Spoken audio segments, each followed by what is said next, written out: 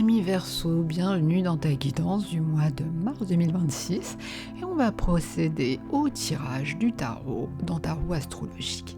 Bienvenue sur Arcane Cosmique. Alors lorsque j'ai battu les cartes, je me suis permise de faire une petite coupe qui me permet d'avoir une ligne directrice pour ton mois. Et j'ai eu la lune et le 3 de denier. Alors je pense très sincèrement que tu ne dois pas rester seul avec tes pensées, parce qu'en fait, la lune peut apporter du flou. Mais le 3 de denier, il est là pour t'inviter à confronter tes idées, alors que ça soit au regard de ton environnement professionnel ou tout simplement au niveau du regard de tes amis. Et je pense que c'est ce qui va te permettre de dissiper tes craintes. Le premier conseil que je vais te donner, c'est sortir tes projets de l'ombre et surtout de ne pas hésiter à partager tes doutes parce qu'en fait, la collaboration va être ton meilleur ancrage. Allez, on commence avec l'ensemble de la roue astrologique. On commence bien entendu dans ta maison, la maison 1, celle qui te concerne. Et on a un arcane majeur, le plus intéressant pour commencer à donner un peu de dynamisme dans ton intérieur, le chariot. C'est la carte de la victoire, du mouvement, beaucoup de détermination. Alors là, tu commences ton mois avec une énergie de conquérant à l'image de chariot, que tu maîtrises de main de maître. Clairement, je pense que tu sais ou tu vas savoir où tu vas. Et là, comme je te disais, tu as les rênes bien en main. Alors, bien entendu, tu peux avoir des obstacles dans ta vie, mais avec ce chariot, ça prouve que tu as décidé d'avancer malgré cela. Alors, ça va être une belle période, une période de grande autonomie et surtout de succès personnel. Je pense que tu vas pouvoir maîtriser tes émotions pour servir ton ambition. Le seul conseil que je peux te donner, c'est tout simplement de garder le cap, parce qu'en fait, ta détermination, là, pour le coup, ça va être ton plus grand atout. En maison 2, la maison des finances, tu as le 2 d'épée. Là, on part sur du mental. On est sur une carte qui indique une certaine forme d'impasse, une certaine forme d'indécision. Alors malheureusement, ça affecte tes finances. Et là, côté argent, je vais pas te mentir, tu vas être dans un certain flou. Je pense que tu vas, puisqu'on est sur du 2, tu vas hésiter entre deux options. Mais pour l'instant, je pense que tu vas préférer ne pas choisir. Alors, je vais pas te mentir, ça peut suggérer que tu te voiles un peu la face sur une situation budgétaire. Peut-être que tu es sur un équilibre précaire parce que tu te refuses de trancher à l'image des épées. Attention à ne pas laisser, comme on dit, l'indécision bloquer tes revenus. Alors, je te donne le conseil le plus évident. Retire le bandeau, en fait, que tu t'es mis sur les yeux. Prends une décision, même si elle est difficile, parce qu'en fait, en prenant une décision, il y a de grandes chances que tu débloques tout simplement la situation. En maison 3, la maison de la communication, on a le roi de bâton. Un personnage charismatique, plein d'autorité, assez visionnaire. Donc là, au niveau de la communication, on peut dire que ta parole va être inspirante et surtout magnétique, parce qu'en fait, tu te mets dans cette posture de roi de bâton. Donc tu vas convaincre avec l'enthousiasme que tu vas dégager et aussi la vision que tu vas porter. Alors, concrètement, dans cette posture, je pense qu'au quotidien, dans les échanges en tout cas quotidiens, tu vas te comporter en leader. Tu vas pas uniquement te contenter de parler, mais tu vas motiver tes troupes. On pourrait presque dire qu'on va boire tes paroles, car elles transpirent la passion qui émane de ce roi de bâton. Le conseil que je vais te donner, utilise ce feu intérieur pour lancer des idées. Mais par contre, écoute aussi les retours qui te seront faits. En maison 4, la maison du foyer, tu as encore une carte de bâton, le 6. Alors, ça fait penser au succès public, à la fierté. Là, je pense qu'il va y avoir une réussite éclatante qui concerne ta famille ou alors tout simplement ton logement. Il y a quelque chose qui va impacter sur ta vie privée, sur ton privé, l'environnement de ton privé. C'est comme si on te félicitait de quelque chose. Alors, peut-être que tu vas recevoir les honneurs au sein de ton clan, tout simplement. Peut-être que ça va être l'aboutissement d'un projet immobilier ou tout simplement la fierté qui est liée à tes enfants. Mais clairement, il est évident qu'il y a une ambiance qui est liée à la célébration. Je ne vais pas te donner de grands conseils quand on a une carte aussi positive. Savoure tout simplement cette reconnaissance. Elle va surtout renforcer tes racines. En maison 5, celle qui concerne les amours et les plaisirs, tu as le 9 de bâton. Alors cette carte, c'est une carte de résilience. C'est aussi une carte de prudence. Alors, on peut dire que ça soit en amour ou en loisir, je pense que tu vas rester un peu sur la défensive. Peut-être que tu as tout simplement peur d'être envahi. Alors, est-ce que tu as été blessé ? Est-ce que tu es fatigué par le passé ? Est-ce que tu protèges ton cœur ? On a tous des parcours de vie différents. Je pense que tu vas mettre en place, vu la configuration entre la carte et la maison, une certaine distance de sécurité. Moi, le seul conseil que je peux te donner, c'est de ne pas laisser en fait la prudence devenir une armure qui t'empêche de vibrer. En maison 6, la maison du travail et de la routine, tu as le battleur. Là, clairement, ça sent le nouveau départ. Vraiment. Alors, je pense qu'il y a quelque chose qui va être renouvelé dans ton quotidien professionnel. Le battleur, il arrive après le fou. Le fou, vous vous rappelez, c'est le début du tarot, en arcane majeur. Il a son petit baluchon, il part vers l'aventure. Le batteur arrive derrière, en fait. En fait, le battleur, c'est le fou qui évolue, tout simplement. Il commence à avoir sa petite table, il a tous ses outils, et là, il va pouvoir structurer son nouveau départ. Donc, concrètement, tu as tous les outils, et tu as surtout une énergie ultra fraîche. Peut-être que tu vas te lancer dans de nouvelles initiatives. En tout cas, là, c'est le moment idéal pour éventuellement apprendre une nouvelle technique ou alors changer ta façon de travailler. Là, clairement, cette association, elle indique que tu as beaucoup de talents à exploiter.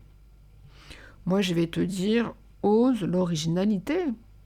Quel que soit ton parcours professionnel, quelles que soient les routines que tu as mis en place, quel que soit ton âge. La vie n'a pas d'âge.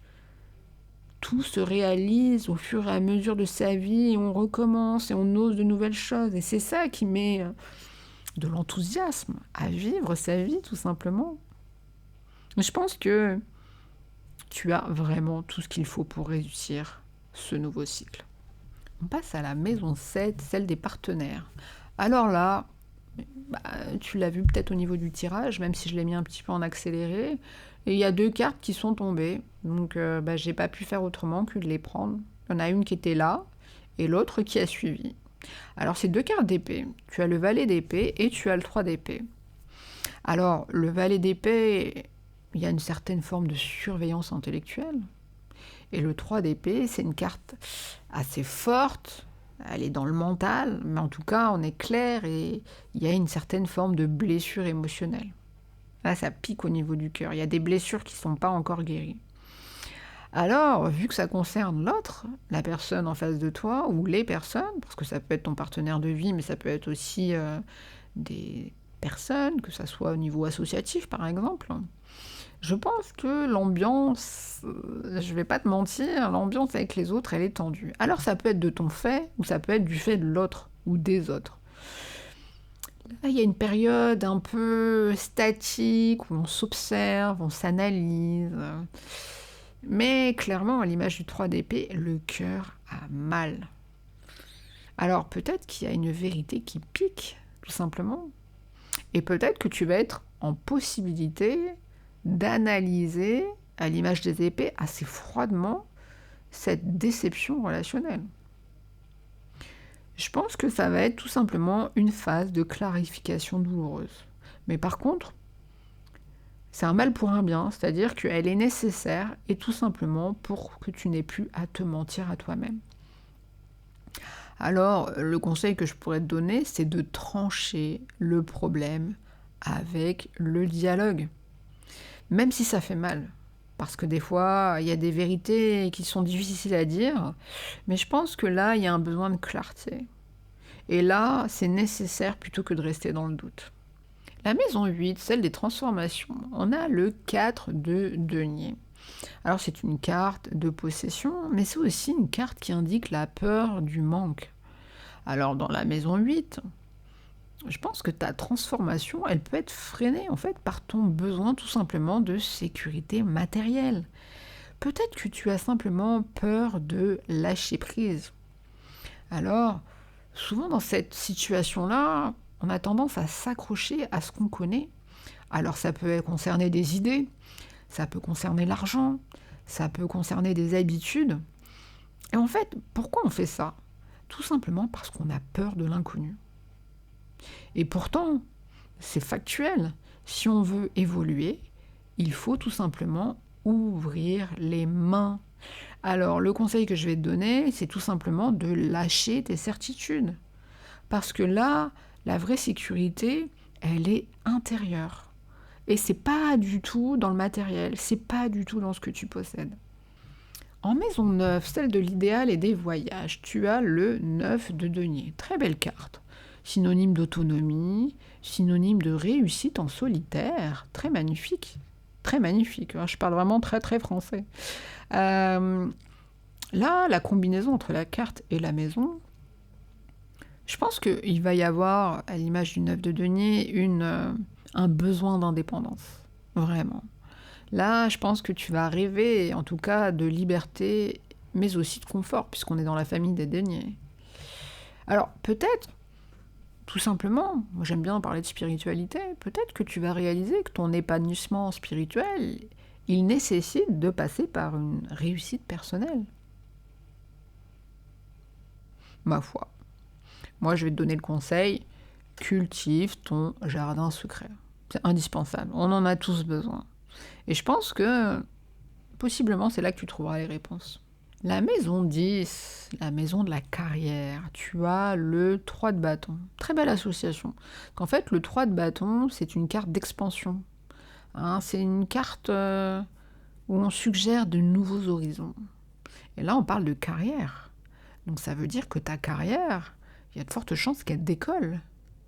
Alors, tu as probablement travaillé pour ça. Tu vas récolter un peu ce que tu as semé. Comme on dit, tu as posé les jalons. Et tu regardes tout simplement tes projets porter leurs fruits. Alors, je pense que tu vas être dans une phase de croissance. Concrètement, comme je te disais, tu as fait le plus dur. Et maintenant, t'observes à l'horizon ce qui se passe, ce qui se prépare, ce que tu vas pouvoir conquérir. Alors, ça peut être de nouveaux marchés, ça peut être de nouveaux postes, tout dépend de ta situation personnelle, bien entendu. Je ne vais pas aller contre cette dynamique, je vais te dire tout simplement en termes de conseils, d'avoir de l'ambition, c'est très bien, continue. Et puis, petit à petit, tu verras que les succès arriveront à bon port. En tout cas, je te le souhaite. On passe à la maison 11, celle des projets et des amis. Tu as l'as de denier, la première carte de la famille des deniers. Là, concrètement, il y a une chance concrète ou peut-être un nouveau projet intéressant qui va se mettre en place. Alors bien entendu, ça arrive dans la maison de tes amis, ça peut concerner aussi ton réseau social, ça peut concerner un projet collectif. Et là, en tout cas, si projet il y a, il est très prometteur. Concrètement, avec cette association, on peut dire que c'est le moment idéal pour lancer un projet de groupe ou alors une association. Là, on est dans la famille des deniers, donc il y a possibilité d'avoir une réussite financière au bout du chemin. Peut-être que tout simplement, tu vas avoir un ami qui te fera une proposition sérieuse. Pour faire fructifier les choses, bien entendu. Le conseil flash que je vais te donner, ne laisse pas passer cette opportunité. Parce que là, je pense qu'elle est solide et surtout, elle est durable. On finit par la maison 12, la maison de l'inconscient. Alors tu finis avec grand fracas, ami Verseau. Ni plus ni moins que la tour arcane majeur qui indique la libération brutale. Alors ça peut être aussi l'effondrement des faux semblants, hein, si on s'en tient à la maison de l'inconscient. Je pense que, j'ai pas peur de le dire, il va y avoir un choc intérieur. On n'est pas là pour se lancer des fleurs, comme je le dis souvent. On est là pour délivrer les messages de l'univers. Parfois, ils sont mal. Parfois, ils sont assez brutaux. Mais ils sont là pour te secouer un petit peu, pour que tu remettes en place certaines choses. Et là, je pense qu'il y a un choc intérieur qui va venir briser tout ça. Je pense qu'en toi, au fond de toi, il y a certaines résistances inconscientes. Parce qu'on est dans cette maison-là. Donc, cette tour, c'est comme un éclair de lucidité. Concrètement, qu'est-ce que ça veut dire? Ça veut dire que tu as une vieille structure mentale qui s'effondre. Tout simplement. Et là, le fait de laisser tout ça s'écrouler, ça va être une forme de libération pour toi. Là, en fait, c'est l'idéal pour te libérer d'un poids. Et en fait, c'est quelque chose dont tu t'en rendais même pas compte. Des fois, on a des poids qui nous pèsent depuis un certain passé et on s'en rend pas compte. Donc, laisse tomber les vieux murs. Parce que c'est en démolissant l'ancien que tu pourras reconstruire sur du vrai. Ami Verseau, on va faire le point synthétique sur ton mois de mars. Et je pense qu'on peut déjà parler en premier point assez positif, le succès concret et surtout ton expansion, parce qu'on a quand même une bonne ribambelle de cartes qui vont dans ce sens-là. Le chariot, le 3 de bâton, l'as de denier. Là, tu as le vent en poupe. Clairement. Alors, on l'a vu, on l'a égrené, ta réussite matérielle et sociale sont protégées.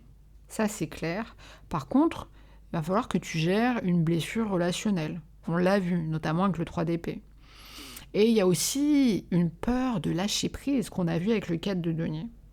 Et bien entendu, le choc de la tour, en dernière maison, en maison 12, ce choc est là.